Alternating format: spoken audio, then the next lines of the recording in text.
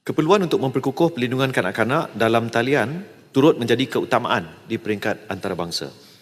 Beberapa negara seperti Australia, Brazil dan Indonesia telah memperkenalkan keperluan pengesahan umur serta langkah reka bentuk perkhidmatan yang bersesuaian dengan umur bagi mengurangkan risiko kemudaratan dalam talian kepada kanak-kanak.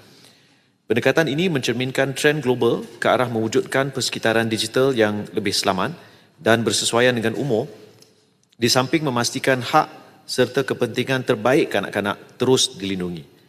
Selaras dengan perkembangan tersebut, kerajaan melalui Suruhanjaya Komunikasi dan Multimedia Malaysia atau MCMC telah menerbitkan Kod Perlindungan Kanak-kanak atau Child Protection Code CPC dan Kod Pengurangan Risiko atau Risk Mitigation Code RMC pada 22 hari bulan Mei 2026 yang mula berkuat kuasa pada 1 Jun 2026 di bawah Akta Keselamatan dalam Talian 2025 atau Akta 866. Kod-kod ini bertujuan mewujudkan persekitaran dalam talian yang lebih selamat, khususnya bagi melindungi kanak-kanak dari risiko dan kemudaratan dalam talian. Obligasi di bawah kod-kod tersebut terpakai kepada pemberi perkhidmatan aplikasi atau ASP dan pemberi perkhidmatan aplikasi kandungan CASP yang berlesen, iaitu pemberi perkhidmatan berlesen di bawah Akta 866.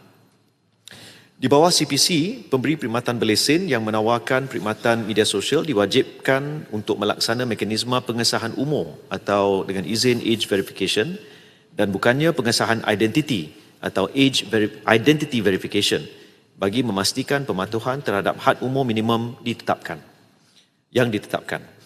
Pengguna yang telah mencapai usia 16 tahun dibenarkan mendaftar dan memiliki akaun media sosial, manakala individu di bawah umur tersebut tidak dibenarkan membuka atau memiliki akaun media sosial sehingga mencapai umur yang telah ditetapkan.